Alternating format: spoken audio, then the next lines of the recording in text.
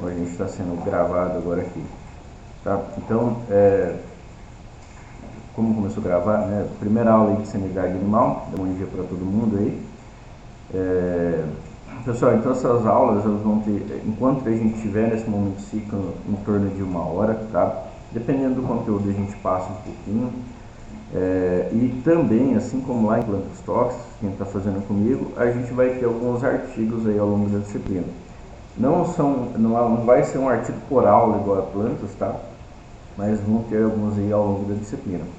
Então hoje a gente vai fazer uma breve introdução, uma explanação aqui sobre a sanidade e já vamos começar um pouquinho do conteúdo ali introdutório, tá? Para a gente entrar nessa disciplina. Fique à vontade, abrir o microfone, abrir câmera, falar no chat, tirar dúvidas, tá? Como eu estava explanando um pouco antes aqui da gente começar, é extremamente importante que qualquer profissional que atue na produção animal tenha um conhecimento básico ali de sanidade, desde os protocolos vacinais, reconhecimento de doenças, essas doenças que impedem, né, que a gente faça a comercialização dos nossos produtos, tá? Isso de certa forma pode impedir que no futuro vocês tenham que ser responsabilizados por alguma bucha que acontecer no ambiente que vocês trabalham, assim como, tá, pessoal, acaba fazendo que a gente perca um pouco de medo, né? Muita gente que trabalha na produção animal tem medo dos órgãos de fiscalização. Não sei se vocês têm essa impressão, né? Mas a galera, por exemplo, aqui em Rondônia, tem o Idaron, a galera tem medo da agência Idaron, né? Por causa dessa questão das doenças. E aí, assim, faço até um desafio. Apontem aí algum produtor, né, que vocês conhecem, né, de bovino, pecuário, que teve problema com o Idaron relacionado a alguma doença e esse problema foi sério para esse produtor. Teve que sacrificar o rebanho, teve que interditar a propriedade por 6 meses, 1 ano. Então isso daí é muito raro de acontecer esses fatores. E quando esses fatores acontecem, tá? Eles acabam sendo muito importantes porque se de fato acontecer é porque a doença é muito séria. Se ela se espalha por uma região, o prejuízo sim que vai ser muito maior, né, para a região como um todo, tá? Então uma das ideias também é a gente perder um pouco desse receio, né, perder um pouco desse medo das agências de fiscalização, tá? A gente tem que fazer as coisas certas, né? Não pode ter medo de fazer as coisas certas. E então a gente vai falar de doenças, né? A gente vai falar de doenças de notificação obrigatória, que são essas doenças de controle oficial. A gente vai falar das principais doenças que acontecem aqui na região norte. Vou falar um pouquinho das doenças que acontecem com mais frequência aqui em Colorado, por exemplo, né? Então esse vai ser o foco da nossa disciplina. A gente vai trabalhar por doenças, né? Normalmente eu sigo uma ordem de sistemas, né? Então a gente vai falar de algumas doenças de notificação obrigatória, vamos falar de doença do sistema nervoso, né? E vamos ali descendo ali por sistemas, tá? E aí, assim, questão de avaliação, daqui a pouquinho eu vou mostrar para vocês como é que a gente vai trabalhar. Bom, então vou começar aqui, só colocar uma breve apresentaçãozinha aqui para vocês. Vou apresentar minha tela toda aqui. Tá escuro aqui, tá, pessoal, minha câmera, vocês até desculpem por isso, mas é que a sala aqui deu problema na energia e é o que a gente tem para hoje, tá? Deixa eu só colocar aqui.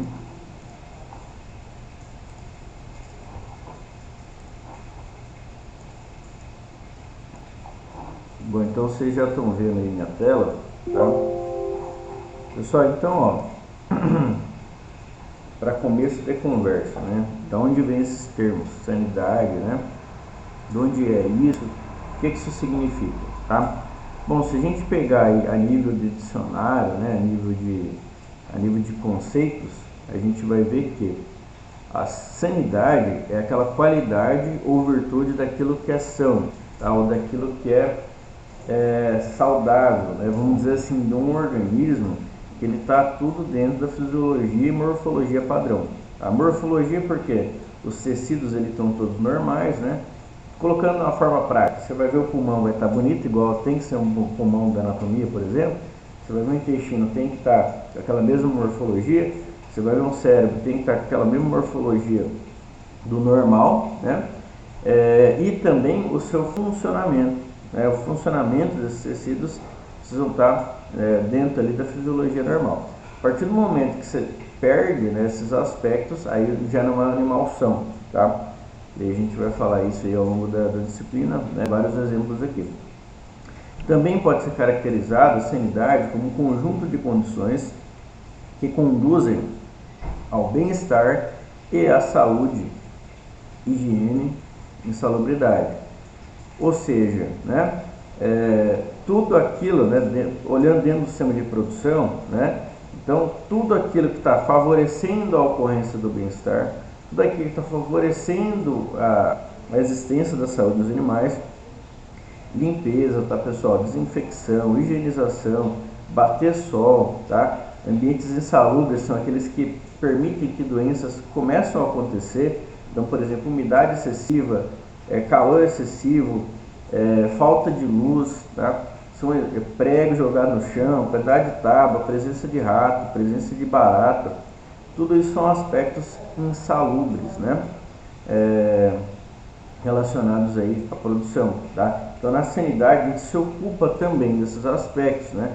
Não de fato só da doença, quando ela está acontecendo ali no animal, mas de todo aquele ambiente, né, que está proporcionando, né, que essas doenças apareçam ali no rebanho.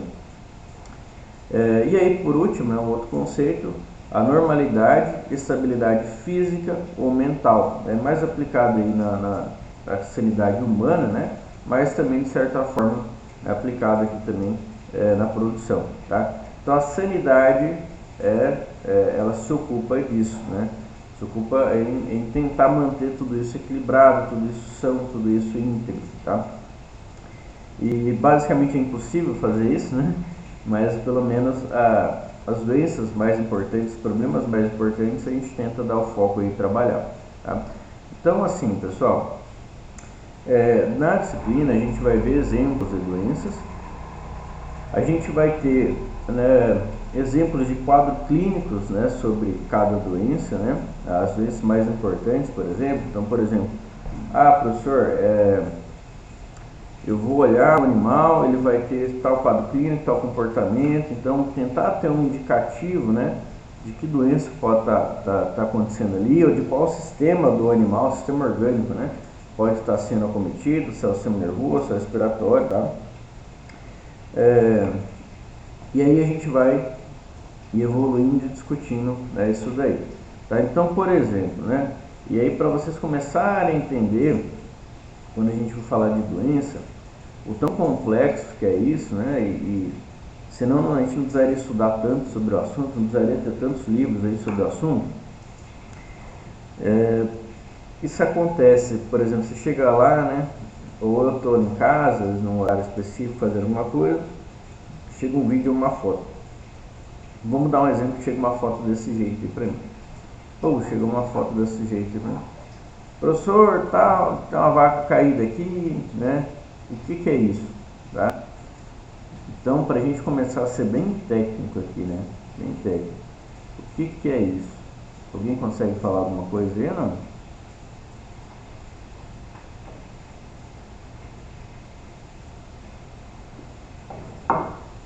Ninguém quer falar nada, vocês estão bem tímidos, né? Então beleza, alguns voltaram a dormir, né?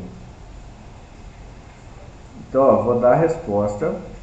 Eu tenho bastante tempo de experiência já com doenças, tá?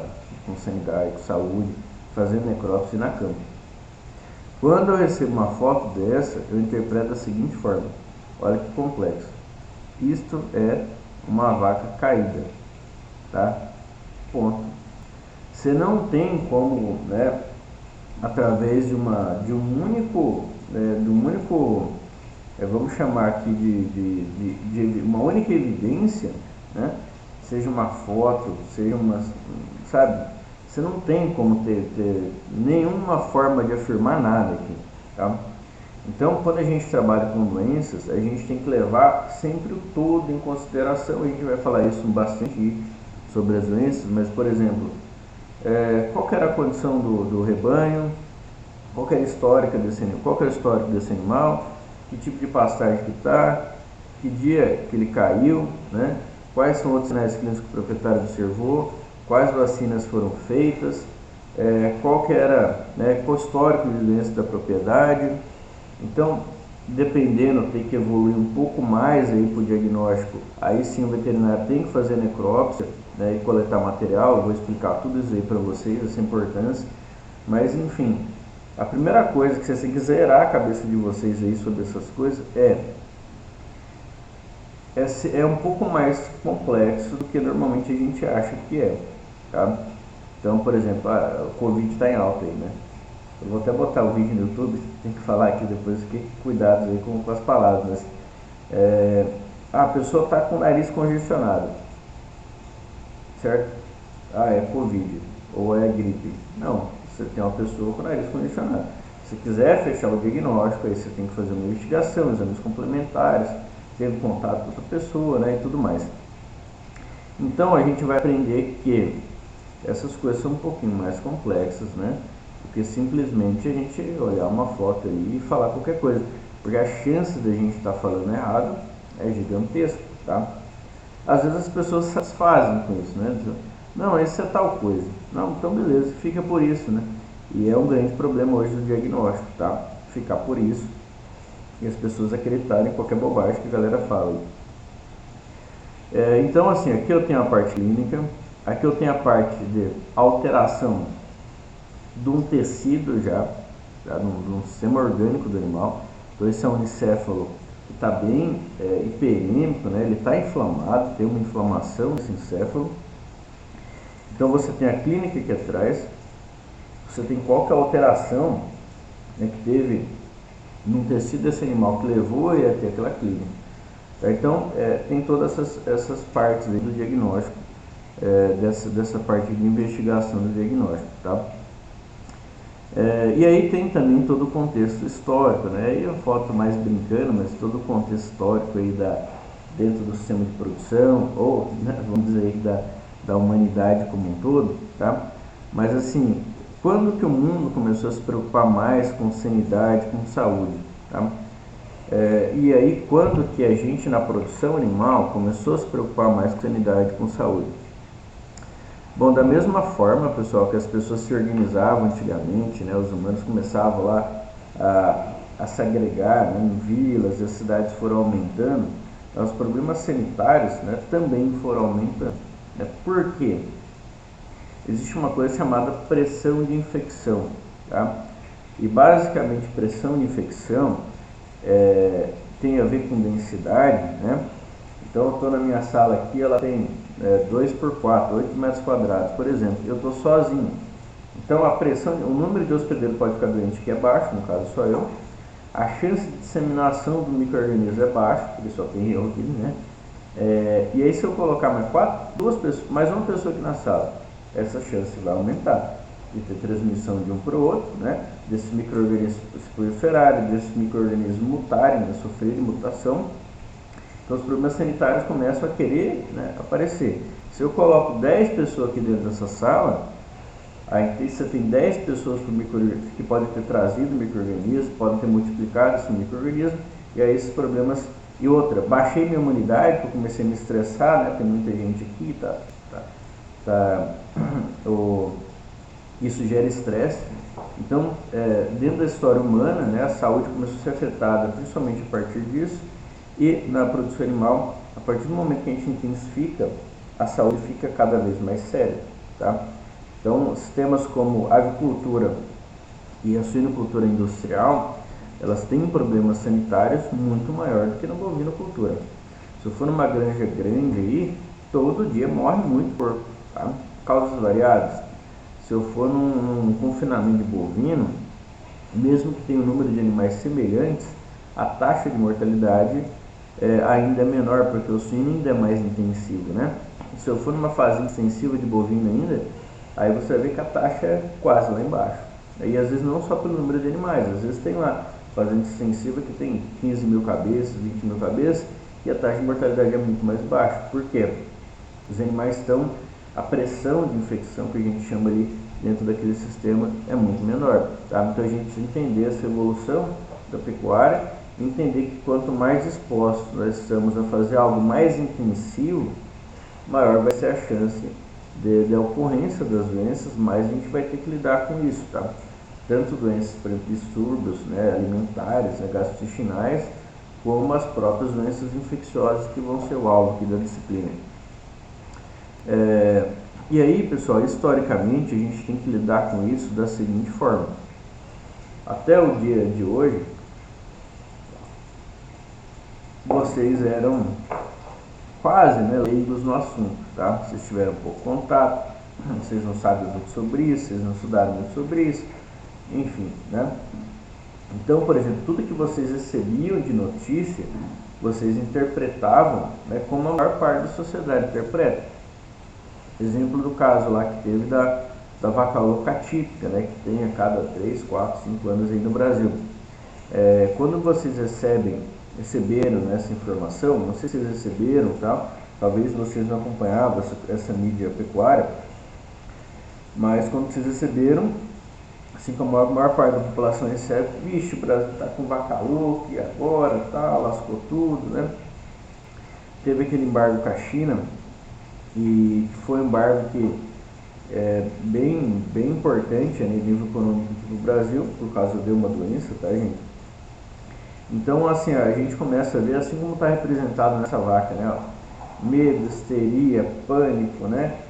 Falta de informação, reações exacerbadas nesse caso, sendo que para várias doenças, né, a gente chama do perigo atual, que está aqui o perigo atual aqui no meio da vaquinha, é bem pequenininho. Só que só tem essa noção, tá, quem tem estudo sobre o assunto, né?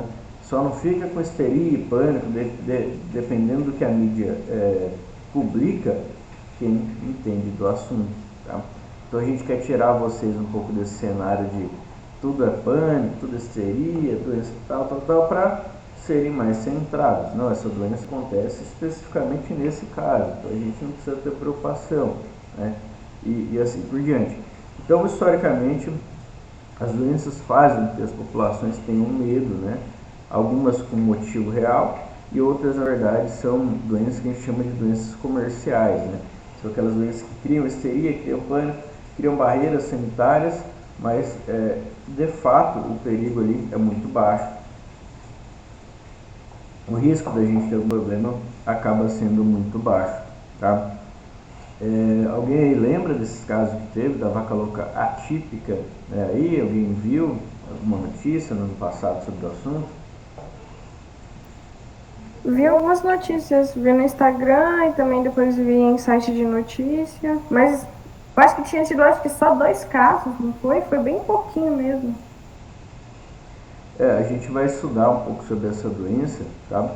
Mas a vaca louca atípica, que é essa que dá de vez em quando, a cada tantos anos, ela não é a vaca louca tradicional, né? O mal da vaca louca, medical disease ou a BSE, tá? É uma outra coisa. E normalmente ela dá em pouquíssimos animais, um animal, né, cada tantos anos aí. Depois a gente vai ver por quê. Mas uma coisa já importante comentar. A gente se ocupa dentro da sanidade, dentro da produção animal, né?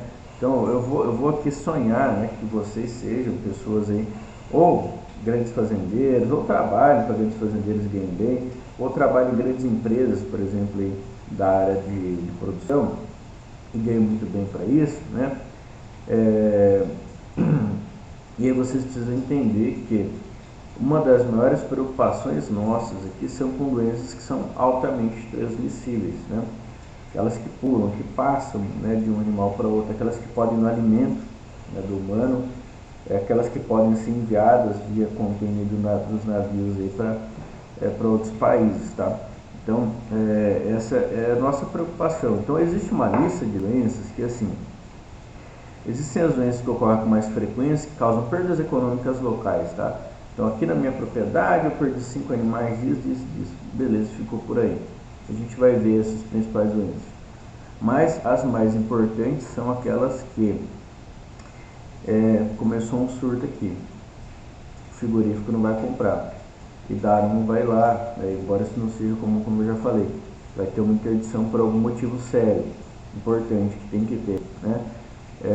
A União Soviética, a Bielorrússia não vai comprar. a China não vai comprar, os Estados Unidos fecha o portão, né? Então isso da parte de sanidade, eu acredito que vocês que vão trabalhar direto ali só na produção animal, vocês têm que ter noção dessas principais doenças que pode sim acabar com o cenário de pecuária de um país, tá? Com certa facilidade. Foi o que já aconteceu alguns anos atrás com vários países do mundo. Por exemplo, pega Reino Unido, né, parte de ovinocultura e bovinocultura, a BSE era há 30 anos atrás já, praticamente, um pouco menos, né? Causou um estrago gigantesco, né? Que muitas vezes até demora para se recuperar, ou passa 10 anos para se recuperar. Doenças como a febre aftosa, que a gente está num nível legal agora de controle, se voltarem a aparecer, né, ela vai causar um baita impacto econômico a nível nacional e a nível local, tá?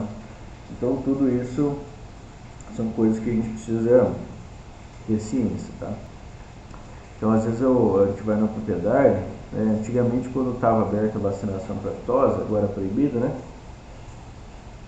A gente ia na propriedade e às vezes quando eu ia visitar assim, às vezes outro motivo até, era o último dia de vacinar, tá? Para depois notificar. E era comum, tá, gente? Era relativamente frequente até as pessoas, tá dando muito trabalho para prender o gado, eu vou jogar essas vacinas fora, né? E às vezes ela pensa, né? Para mim vai ficar bom, porque daí não vai formar aqueles caroços no pescoço do boi, o frigorífico não vai cortar um pedaço, mas não pensa que a nível, né, de região e às vezes a nível nacional, se porventura um vírus entra ali, tá? Aí o prejuízo não é um pouquinho não, aí a paulada é grande, né? Por causa dessa falta de consciência aí da pessoa, no caso da aftosa, sendo específico da aftosa, tá, gente? Bom, seguindo um pouquinho, né? Então a história da saúde animal, desses problemas com doenças em animais é muito antiga, tá? A gente tem relatos das doenças que a gente trabalha hoje, de épocas muito antigas, exemplo de raiva, uma doença que a gente vai falar aqui na disciplina, é uma das primeiras aulas até, que a gente sempre associa com o cachorro, né? Aí tá mostrando umas reportagens, umas figurinhas aí de cachorro mordendo gente, tal. Mas aqui no Brasil, a raiva mais importante é a raiva bovina, tá? O animal que mais morre de raiva no Brasil é o boi. A raiva é uma das 3 doenças que mais matam bovino no Brasil, né? Pouca gente sabe, né? A galera tem uma histeria com o tal da raiva. Vixe, isso é raiva, meu Deus do céu, tal. Sendo que a raiva é uma doença muito comum, tá? Muito comum, mais comum do que vocês pensam aí. Mas ela é muito comum no Brasil por causa do bovino, por causa do transmissor dela. Diferente de algumas regiões da Europa, onde os transmissores são esses carnívoros, né? Cão, cachorro, os canídeos selvagens, guaxinim e tal. No Brasil, o principal transmissor é o morcego, e a relação morcego-cão é muito pequena. Porém, morcego e boi é muito grande. O boi, vamos dizer assim, é o plantio de sangue dos morcegos, né? Então a gente acaba tendo bastante problema aí com raiva no Brasil, e em especial em regiões cavernosas. A gente vai falar bastante sobre essa doença também. Bom, e aí galera, qual que é o impacto, né? Esse slide eu não atualizei o número de bovino não, mas só para vocês terem uma noção, tá? Qual que é o impacto das doenças em bovinos no Brasil? Bom, considerando, né, que existem dados de laboratórios oficiais e de universidades que demonstram que 5% de todo o nosso rebanho morre anualmente por alguma doença, tá? Então, desse total do rebanho, 5% morre por alguma doença. Isso representaria, então, em torno de 11, hoje mais, tá, milhões de bovinos. Olhem esse número, né? 11 milhões de bovinos. Aí teria que atualizar também a questão de valores, né? Eu nem coloquei aqui porque antigamente eu colocava, mas tinha que ficar pesquisando todo dia. Se eu colocar aqui um valor médio, né? Eu vou colocar um valor médio aí de 3 mil por animal, usando mole de bezerro, uma garrote, uma tal. E aí se vocês quiserem fazer as contas aí, né, 11 milhões, né, se a gente colocar vezes 1000 dá, vocês conseguem fazer as contas aí ou não? Dá 11 bilhões, certo? Vezes 3, 22 bilhões. Então o impacto econômico, tá, ele é gigantesco, tá? Não é bilhões, não dá, deixa eu calcular de cabeça aqui de novo, dá vezes 1000 dá 111 milhões, 1 bilhão, é isso mesmo, 11 bilhões, né? É isso mesmo, tá? Então o impacto econômico é gigantesco das doenças. E se vocês conseguirem fazer um pouquinho por cada propriedade que vocês passam, vocês vão ajudar a reduzir bastante esse número. Bom, e aí o que vai ser alvo, né? Quais doenças vão ser alvo aqui da disciplina? Esse búfalo não tem nada a ver, esse búfalo é porque de vez em quando eu vou aqui pro fundo do campo, fico tirando foto da cara dos búfalos, que eu acho engraçado, aí eu coloco nos slides só pra ficar dando risada, mas pensa um bicho esquisito, né? Não tá doente não, eles são meio esquisitos assim mesmo. Quais são, né, do que a gente vai se ocupar na disciplina, que tipos de doença, tá? Isso é importante vocês entenderem agora. Professor, tal, né, da minha propriedade teve um animal que teve um câncer no chifre, né? A gente não vai falar desse tipo de doença.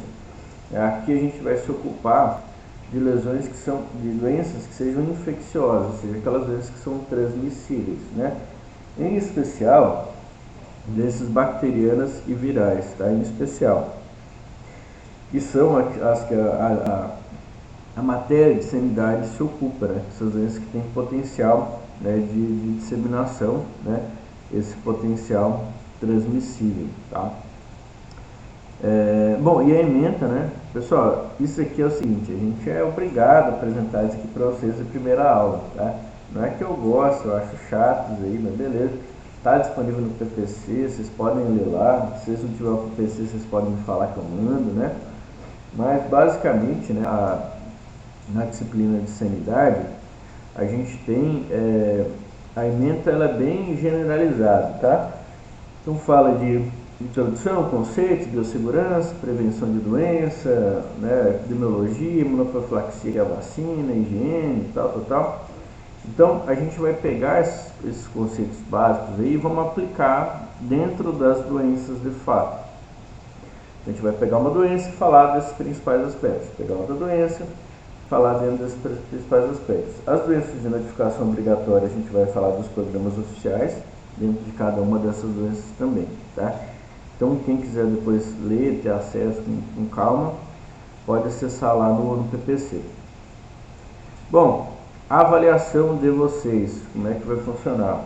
Isso daqui, pessoal, não vamos dar muita moral por enquanto, porque às vezes eu mudo, tá?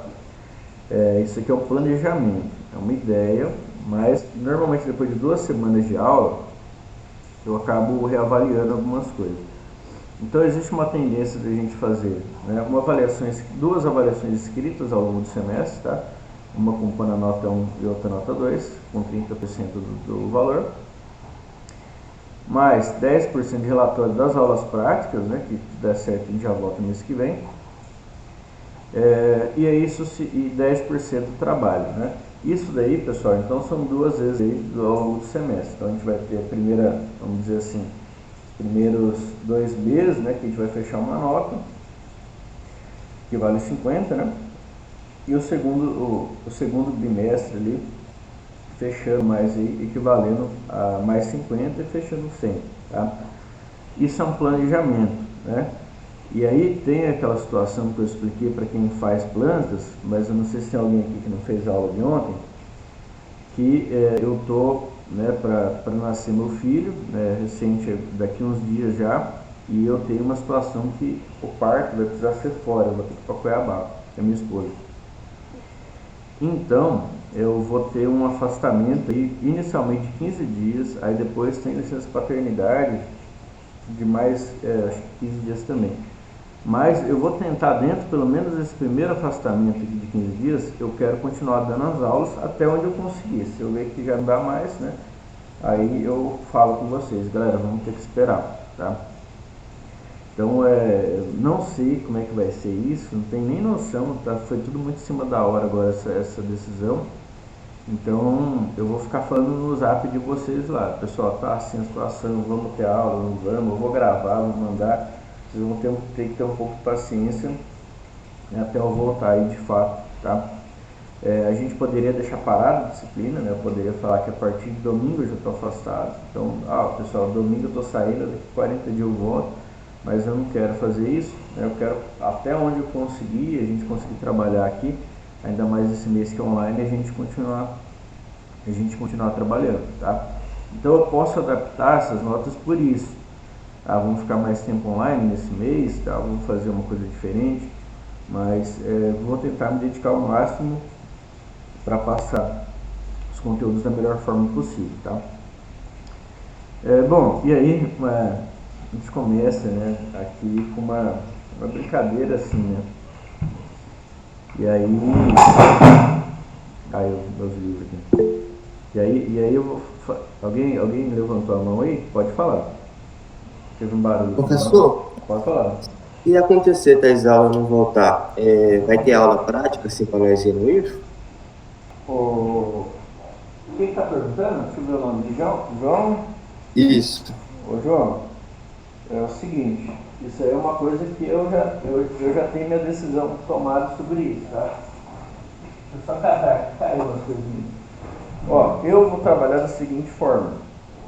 Existe uma portaria que foi publicada no final do ano passado ali, lá por outubro, né, que permitia que o professor se planejasse para dar as aulas práticas dentro da instituição.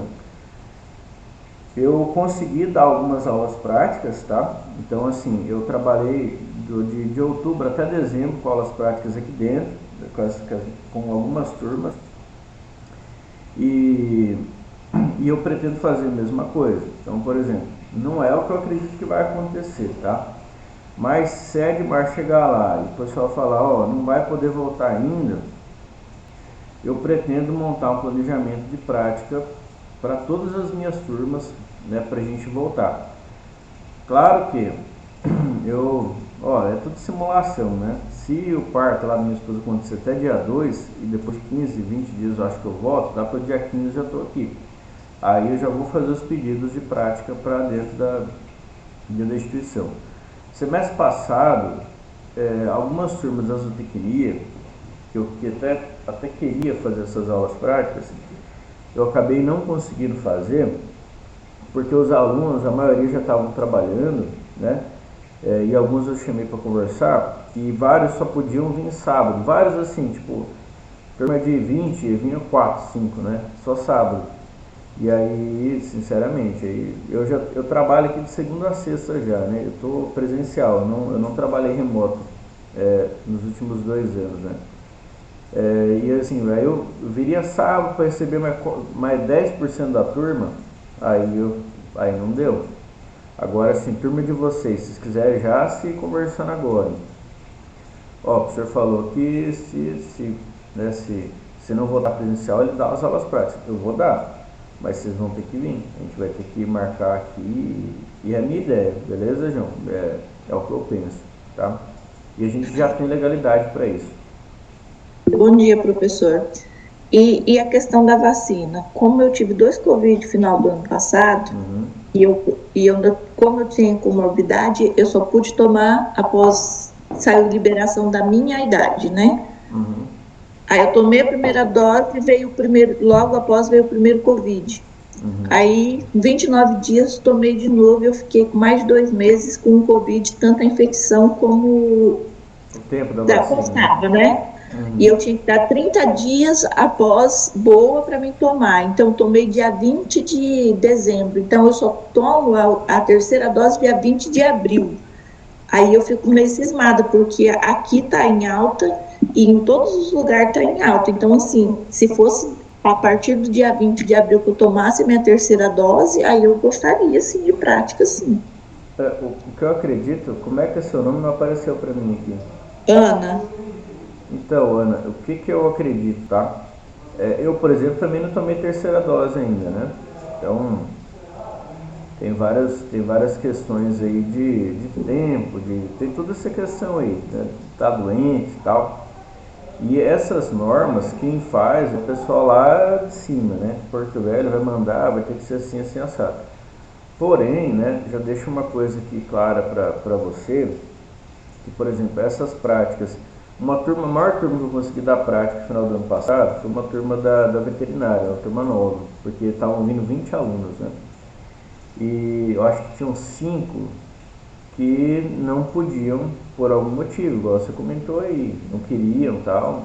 Então, assim, se a pandemia se estender e a gente voltar às aulas práticas, essas aulas práticas não vão ser obrigatórias, provavelmente, tá?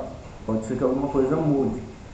Mas assim, aí é feito um levantamento, né, com a turma, ó, quem quer vir participar, quem pode vir participar. E aí o professor toma uma decisão. Então, assim, se você não está confortável, não se sente bem, a não ser que venha um decreto, ó, agora tem que botar tudo, que eu sinceramente não acho que vai acontecer, então você fica tranquilo, tá? Não vai ter, pode ir tocando o barco. Só para o senhor ter uma ideia, eu estou perto de Porto Velho. Uhum, Eu moro aqui perto de Porto Velho, né? uhum, Então, assim, não é que eu não queira. Eu quero sim fazer aula prática, eu gosto da aula prática, você entendeu? Só que o último Covid que eu tive, ele quase me levou pro buraco de fazer igual o outro. Então, assim, eu fico bem desconfortável dependendo do ambiente, tiver muita gente, né? sim, sim. Aí eu prefiro ficar mais recatada dentro de casa por causa do medo do Covid, porque eu já Uhum, tenho problema cardíaco, então uhum. assim, para mim já é mais, fica mais dificultoso. E Mas assim, pode se falar. depois que eu tomar a vacina, entendeu? Eu Uhum. tenho coragem de ir tranquilo. Então assim, você tem laudo, né, tem histórico dos problemas, não pode ficar tranquilo em relação a isso, tá? É só sempre comunicar, tem a equipe do DEPAI, né, e as coordenações de curso, né, ó, vamos dizer que fala, ó, vai ter aula prática tal dia, né, você vai notificar, ó, minha situação é essa, com certeza você vai ser liberado, vai ser feita uma coisa diferente com você por um tempo, tá? Então não se preocupe com essas coisas não, tá? Eu acho que alguém levantou a mão, agora não sei se abaixou. Bacana. Eu ia perguntar que mês que o senhor pretendia dar aula prática. É Thaís, é isso? É, né? Isso. Thaís, as aulas presenciais estão marcadas para voltar dia 7 de março, tá? Então, a partir desse momento, a gente já pode, é presencial, tanto a teoria quanto a prática. O que a gente está discutindo aqui até é se falarem que não vai ser presencial ainda. Aí a gente faz o agendamento para as práticas. Esse agendamento, normalmente, ele ocupa aí 2 semanas de planejamento, tá? Então, por exemplo, se 7 de março lá, ó, não vai voltar esse mês ainda, mês que vem. Aí tem um processo que eu preciso montar que demora pelo menos 10 dias para autorizar. Então seria, se não voltar dia 7 de março, seria só para o final de março ou começo de abril, tá? Ah, sim, obrigada. E outra, sempre eu discuto com a turma, galera. Assim, as turmas que eu tive no passado que deu para fazer isso, foi sempre muito discutido no sentido assim, fica bom para vocês, né? Como é que fica? Vamos fazer tal mês, vamos focar uma semana que a galera tá aí e tal. Então isso daí pode ficar tranquilo que, pelo menos na minha disciplina, vai ser bem conversado, beleza? Não se preocupem não. Bom, e aí, quem tem a resposta para essa pergunta aí? Um proprietário traz as fezes do seu cavalo que morreu há 2 anos e pergunta do que ele morreu. E aí? A gente, Desafio, hein? é, Desafio. a gente fala dando risada, assim, pessoal, mas essas coisas de fato acontecem, tá? Eu que trabalho com diagnóstico, trabalho com parte de diagnóstico de laboratório, né, que tem mais técnicos ali e tudo mais, infelizmente, né, as pessoas acham que o diagnóstico, ter noção de uma doença, pessoal, é uma coisa muito complexa, tá? Como eu já falei lá atrás, né? Então a gente sempre brinca, né? e a gente não tem uma bola de cristal para resolver basicamente esse tipo de problema.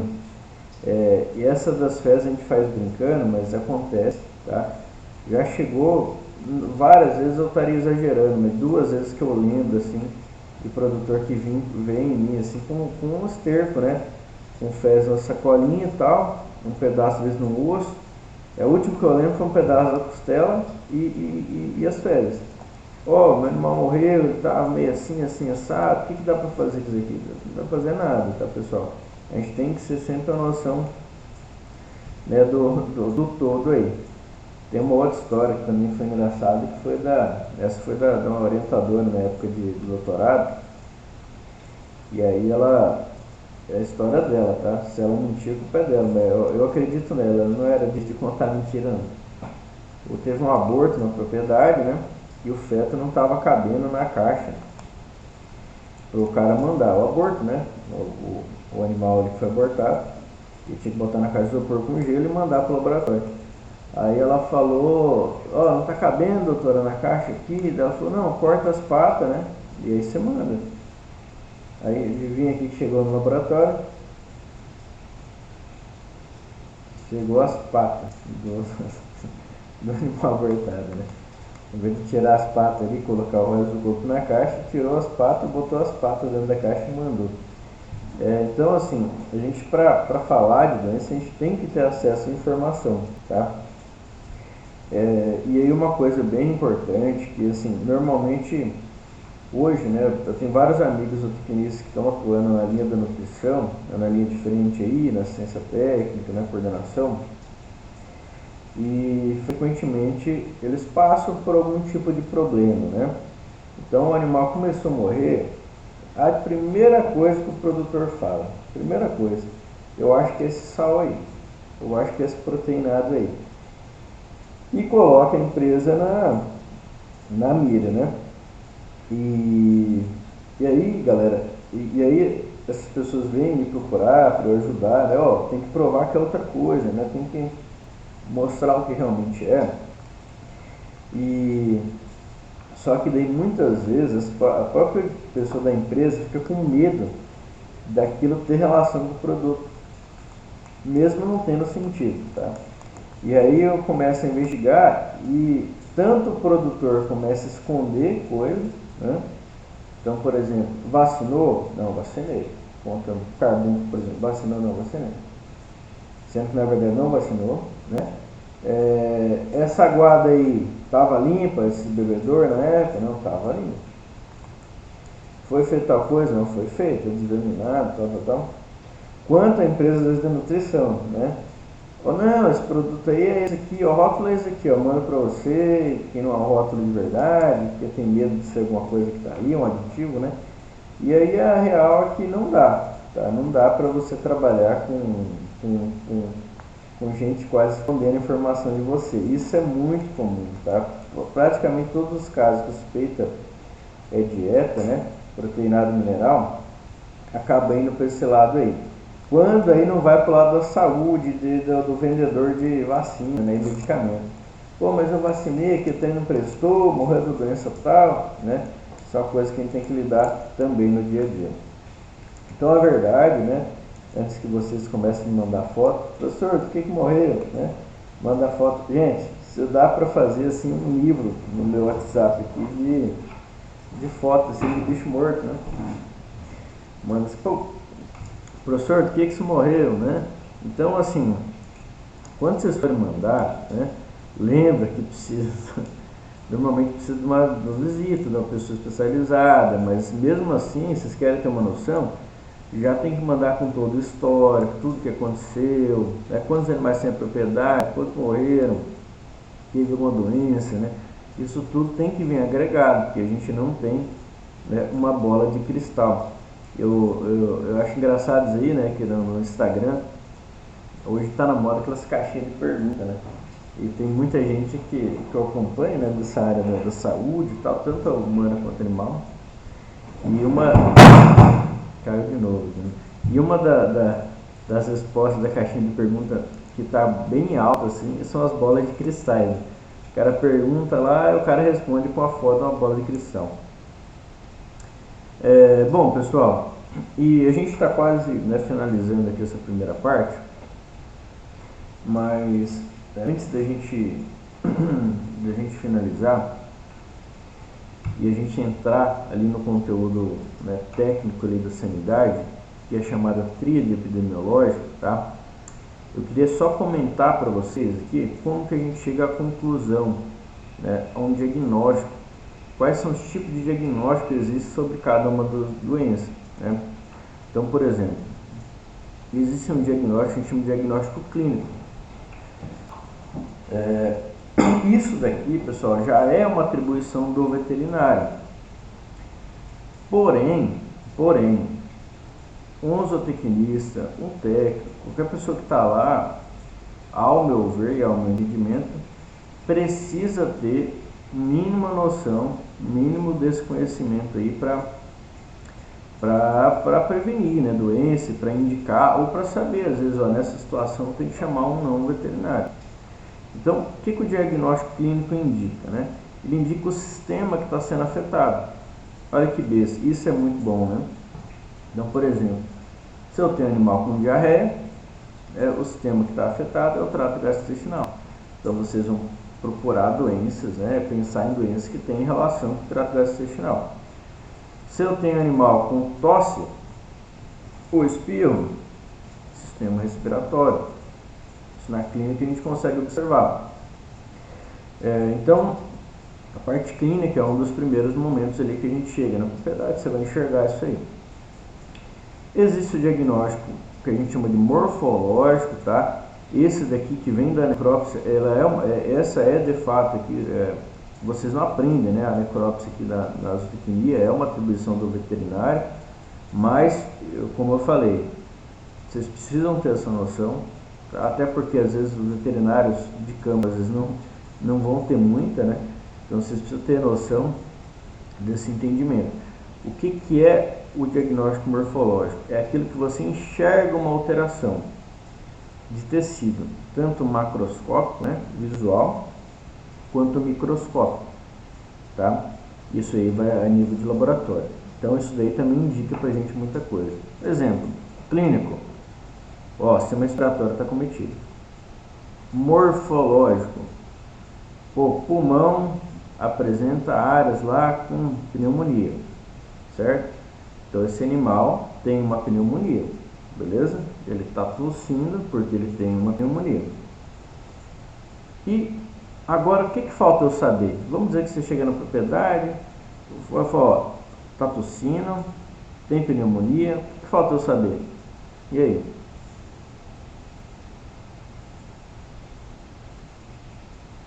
Que informação que vocês acham que pode ser importante aqui?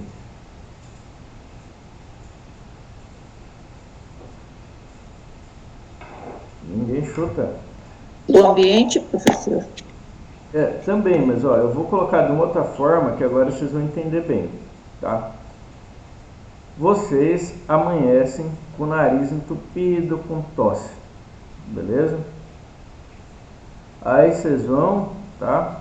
Morfológico, né? Vamos dizer assim, o médico vai te avaliar, ó, você tá com uma inflamação de garganta, uma inflamação de nariz. Se fosse hoje, o que vocês iam querer saber?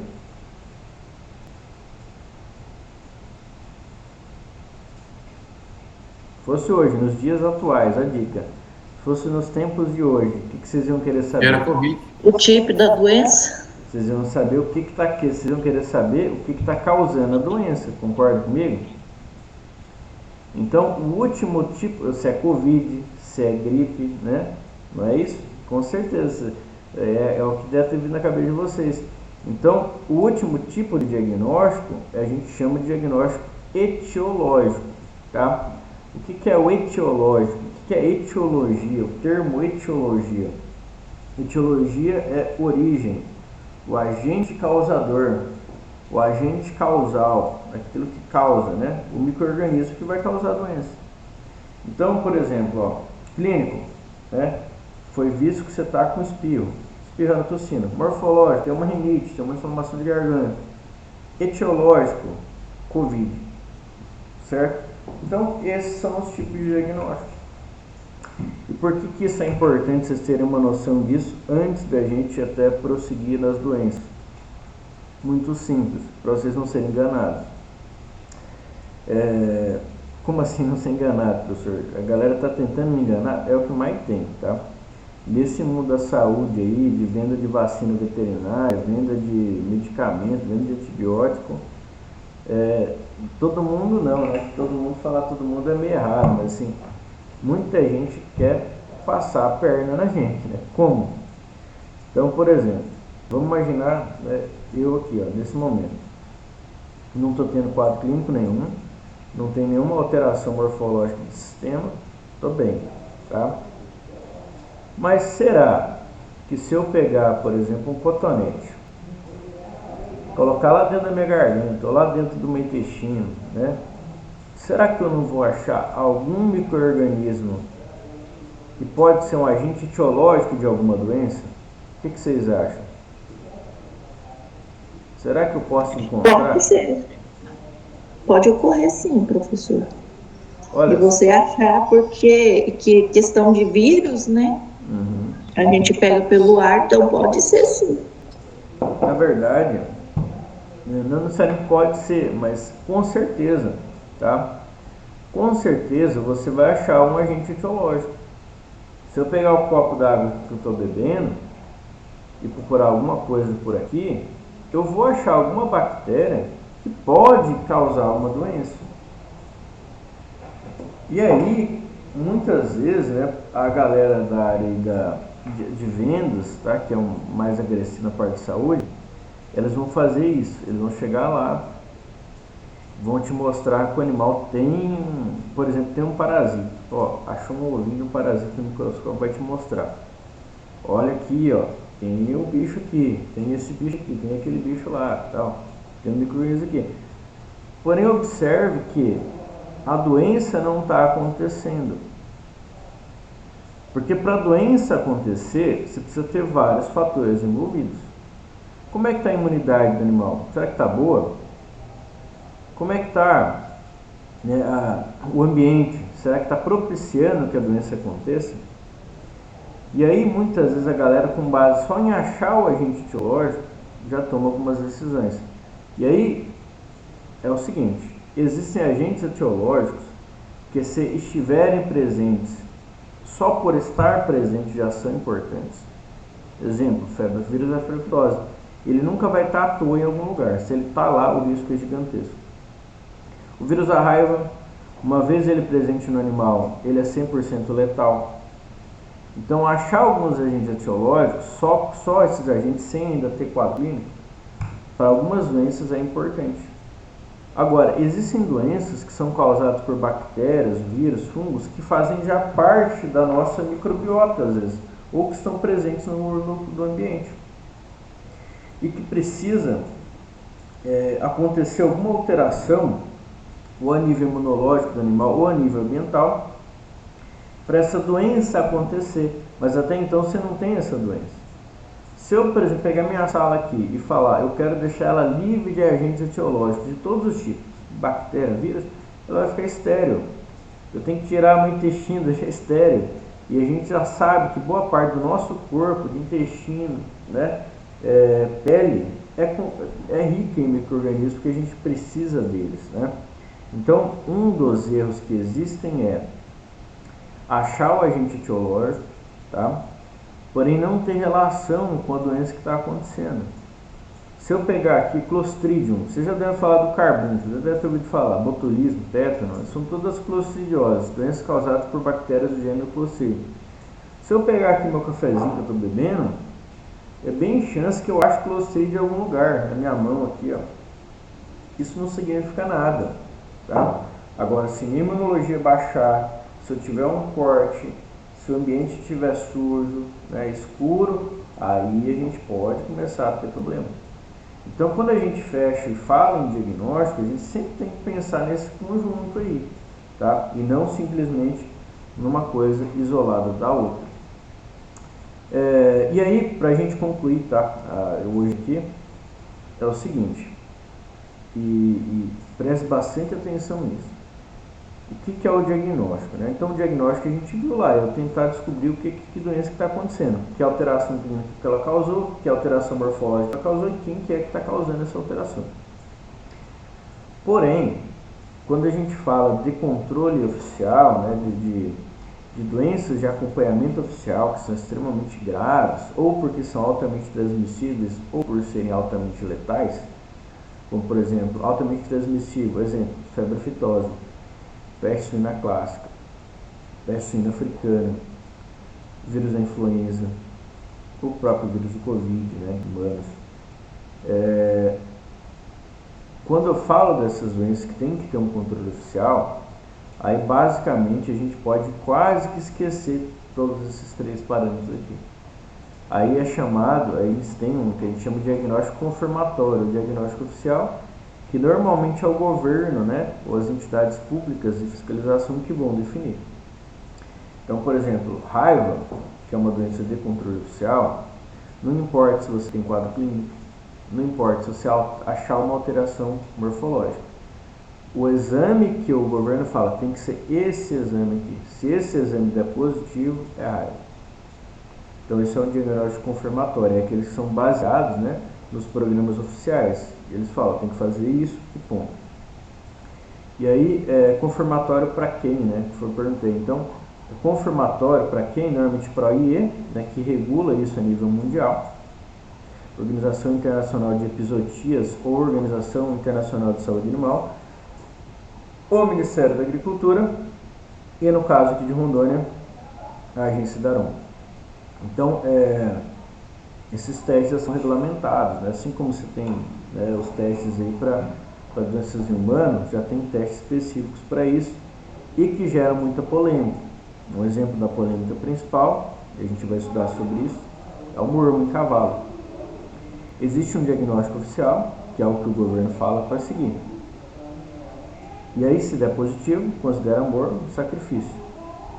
E só que nos outros diagnósticos que não são oficiais, às vezes dá negativo.